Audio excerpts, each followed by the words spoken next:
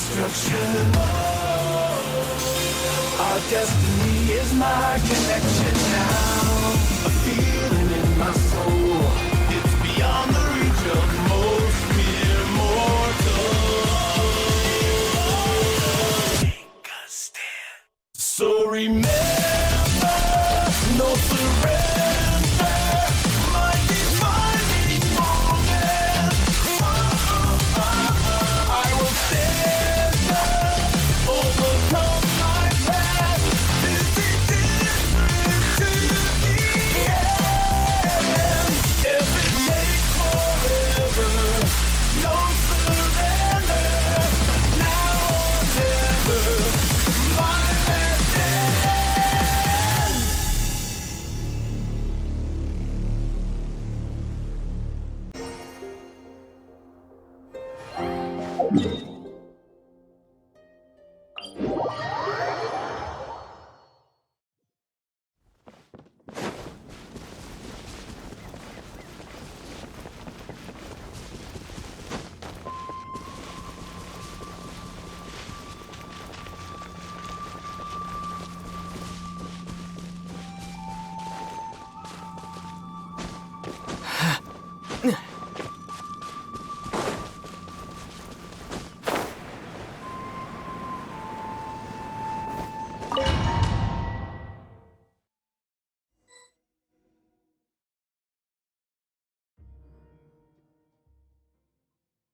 The fog is gone!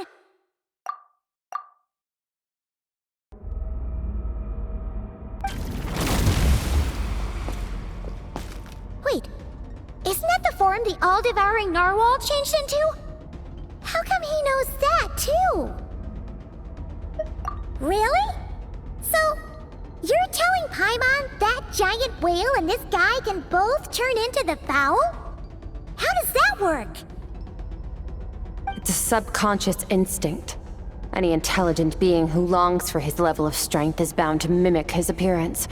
It's a natural response after encountering someone as powerful as Master. To them, he represents ultimate power. We know the person before us has encountered Master, and we know he stole a portion of my power. So it's not surprising that he would assume this form. Okay. Oh, the closer Paimon looks, the more intimidating it gets.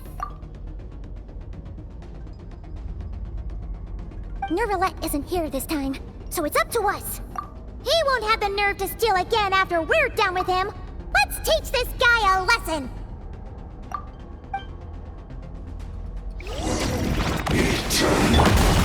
Wipe out! Into the void!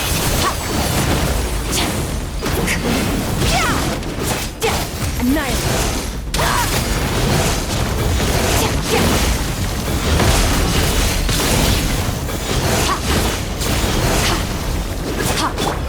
Haven't forgotten your training, I hope.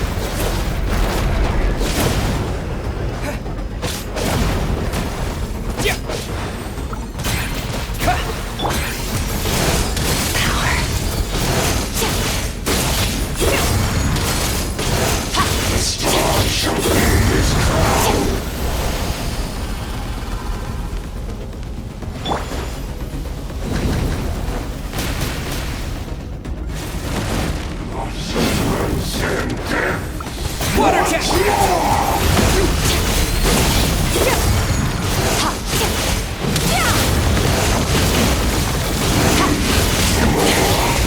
This is getting interesting. Power.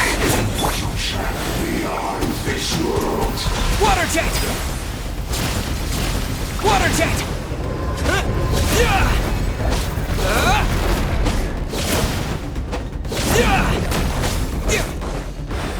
Go!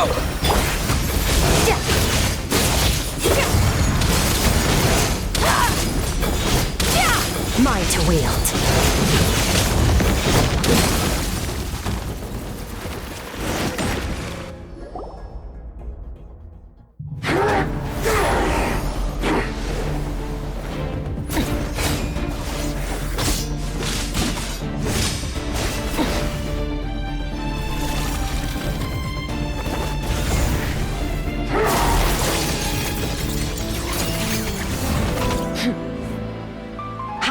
half of my power.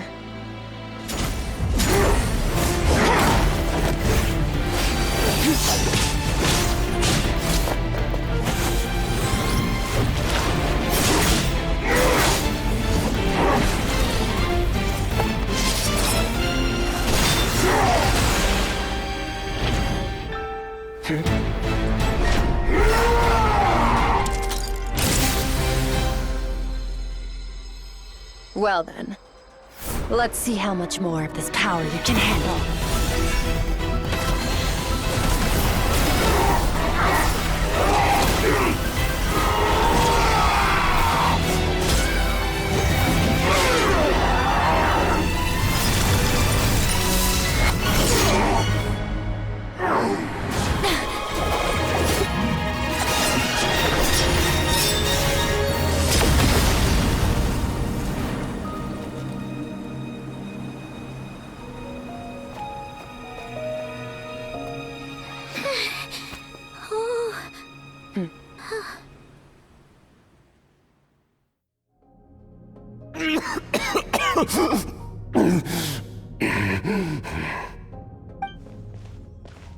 Well, have you come to your senses? You saw that my body was at its limit. So, you deliberately channeled your power into me, knowing that it would destroy my shell from within. Such power, such keen battle instincts. So you must be... Skirk, Sertologi's disciple. How long has it been? How long has he been away from Tevat? Hundreds of years. Hundreds? Sorry, it's a lot to take in. I should introduce myself. I am Skafnungar, a friend of your master and one of his followers. This is the first time I've heard your name, Skirk. But hundreds of years ago, I knew you existed. And I knew you would come here. Hundreds of years ago? Sounds like you and Master have quite the history. Care to tell us about it? Of course. Might as well take advantage of a clear head while I can.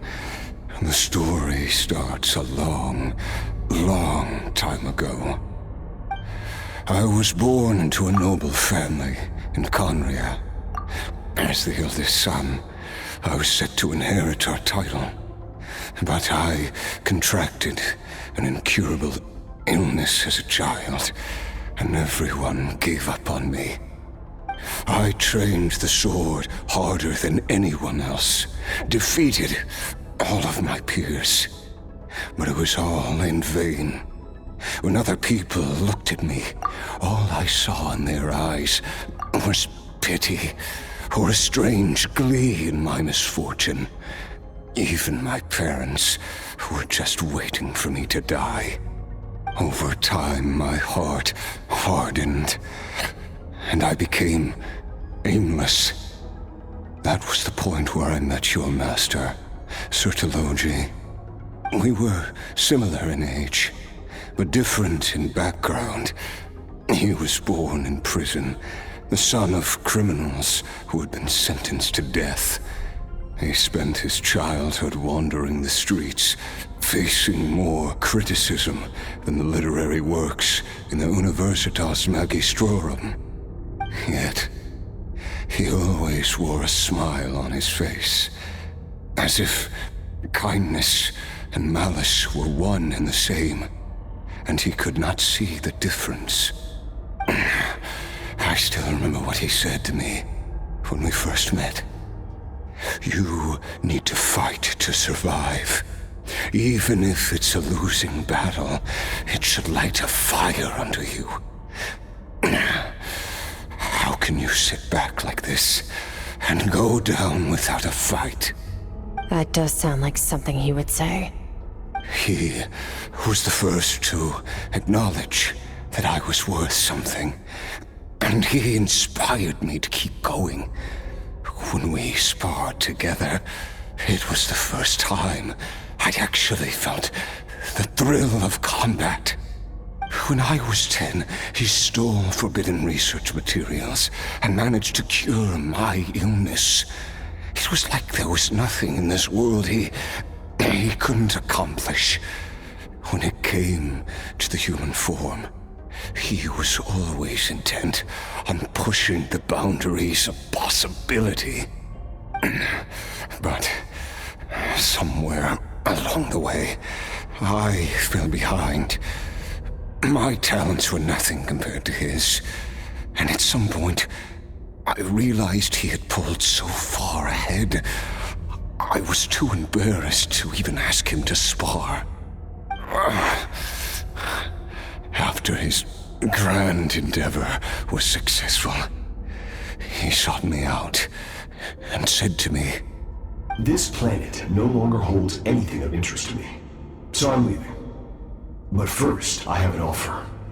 I can use a power I have just refined to break the curse of immortality for you. Your death was once what we worked so hard to prevent. But the immortality you now face is a different kind of pain altogether." I'll pass. Immortality doesn't sound so bad to me. Since I can't die, it means I have an infinite amount of time to get stronger. Maybe I'll finally catch up to you one day, and we can spar like we used to. Are you sure? I cannot say when I will return. Your body, or rather, your soul, might not be able to withstand this curse. All I can do is try. After all, a wise man once told me, people need to fight for their own survival. Wise indeed. Nevertheless, if you grow weary of the pain of immortality, and wish to experience a good sparring match before you wither away, seek out my disciple. Disciple? Never thought I'd hear that word coming from you. Nor I. But Betwixt said I was destined to find a disciple out there in the universe, and bring her to Tibet. You know as well as I, Betwixt's prophecies are never wrong. Well, now I'm curious about who this disciple of yours will be. All Betwixt said was that one day, the stars shall bow in her honor. Sounds pretty impressive. Of course. Only the most outstanding people would have the right to become my disciple. Still self-assured as ever, I see. But you're not wrong. I'll be leaving then. Oh, and if you are serious about getting stronger, I left you a little gift in the primordial sea. As I've said before, walk whatever path you want. Freedom means even the wicked get to make their own choices. Waiting for me in the primordial sea was the all-devouring narwhal, already beaten into submission by Sertologi. In its weakened state, I was able to cut off part of its flesh and sew it into my own heart. Your heart? That sounds like torture! How did you even survive that? Because, of course, I bear the curse of immortality. So, you used the curse to turn yourself into a vessel for power. Even with that whale's ability, devouring power like that is not something the human body can withstand. With your body and soul constantly at the breaking point, it was the curse of immortality that sustained you. But that is not the path to strength. You have to pour your heart into it, work for it, dream of it. Instead, you stole something that didn't belong to you, and it backfired. You're right. I should have known better, but I had already pushed myself to my limits, and he was still miles ahead of me. So I had to take a leap of faith. I miss your master. I miss the days when we were all together, troublemakers without a home. I don't regret the choice I made. But if you'll allow it, I do want to apologize. To both of you. After the beating we just gave you, I think we can call it even. You're an interesting one as well. Sertologi's disciple. That's a lot to live up to. It can't have been an easy experience. I know what he's like. He rules with an iron fist, using despair and fear to force you to catch up to him, all the while standing ever out of reach. We're like mountain climbers in the dark, never knowing how much higher we have to climb, or when we will see the sun again. True. But I made up my mind long ago. No matter how dark it gets, I will not give in to despair. I will overcome it. Besides, after hearing your story, I suspect what Master really wants is not a battle that demands his full strength, but rather a defeat without regrets. Oh? Since you're his friend, you must have some things in common.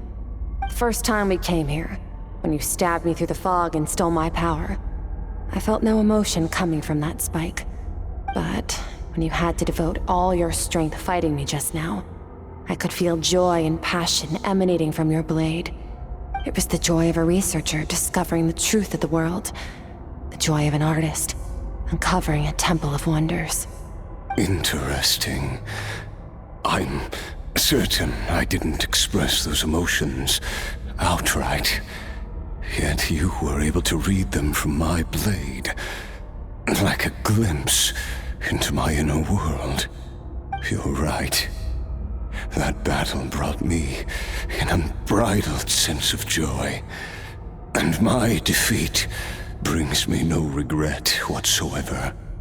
Exactly. I think Master also craves a battle like that. One where his opponent forces him to use all his strength, unlock the extent of his potential, and transcend his own limits. A battle to end all battles. After which, all can come to an end, including, perhaps, his life. For that very reason, good and evil are meaningless to him. He has one purpose, one goal: to complete himself. It's one of the secrets to his strength. Perhaps you're right. Perhaps that is his call. What a battle that would be. Oh, to witness such a...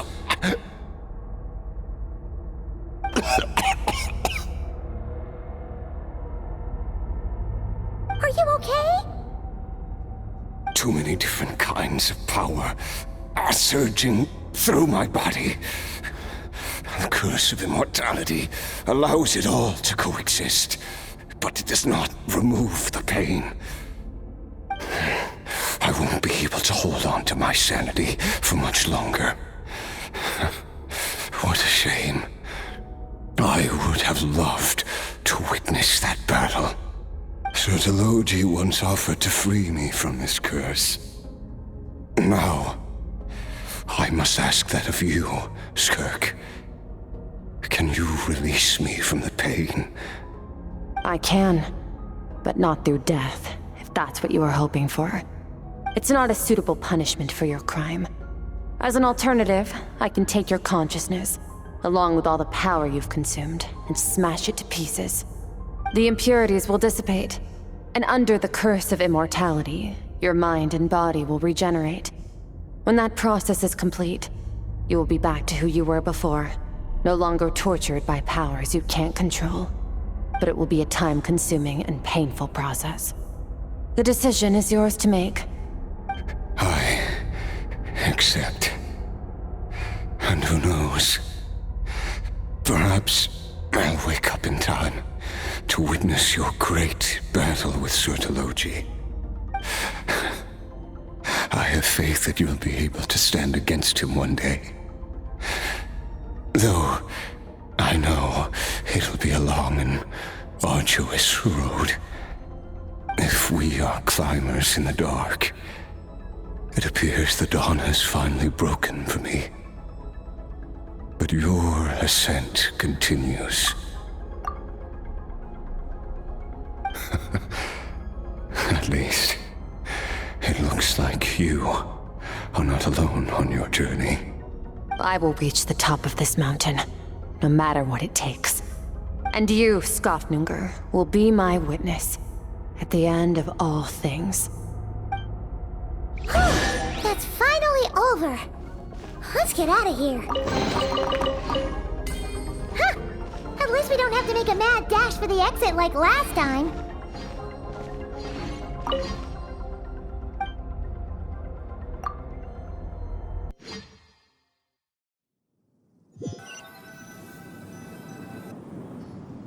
We did it! Ah, it's only been a few days, but it feels like forever. Once again, we've proved there's nothing we can't overcome. We're just that awesome. Wow, you sound even more confident than usual. Guess you really have become stronger. Today sure went by fast. It's night already. Oh wait, that reminds Paimon. The stars you mentioned, the ones that died out, are they back now? Yes. The power Skofnungr stole has been returned. So, the stars have regained their light. Great! Huh, it's crazy that you even noticed their light was gone. There are so many stars in the sky. If a few disappeared, Paimon definitely wouldn't be able to tell. I suppose it's because I have gazed upon this sky for centuries. The false stars, hanging in the meticulously planned sky, glittering with rotten light. It's not real. And yet, it is for that very reason that I can look upon it and enjoy the momentary peace it brings. Even the most beautiful of bubbles has to burst. We will return to the real universe one day, whether of our own volition or not. Time marches ever forward. Even the innocent and naive will taste life's bitterness. Yet through hardship, we grow until we learn to seize the sands of time for ourselves and uncover our true strength. Though we gaze upon a false sky, its vastness and majesty is palpable. One can only wonder, what is it going to take for kindness to reign supreme in the vast expanse of the universe? Ugh, this is all going over Paimon's head. But if she knows one thing, it's that the Traveler always finds a way. Ever since we met, he has filled Paimon's days with happiness. No matter how tough things get, he always finds a way to make it better. If it's too big a job for one person, then we'll do it with two. And if two's still not enough, then three. We've met so many amazing friends and accomplished so many amazing things. As long as we don't give up, we can make any wish come true. I suppose when it comes to you, anything is possible. Well, I should be going. Now that my power is no longer isolated from my emotions, I need more practice to get used to it. I suppose fate will decide.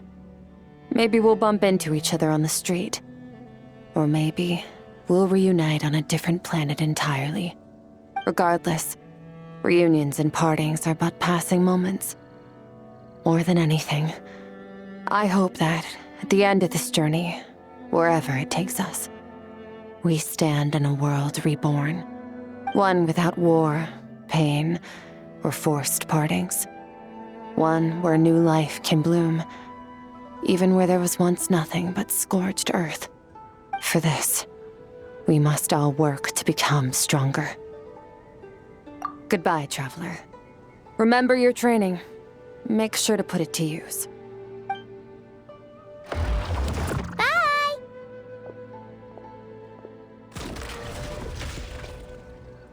Is it just Paimon, or is she being nicer than before? We definitely count as friends after all that, don't you think? Hey, what do you think about camping here tonight? There's nothing quite like sleeping under the stars. Come tomorrow, we can continue our journey. Oh, and since Paimon treated you to that super nice meal at Wanmin Restaurant, it's about time you returned the favor.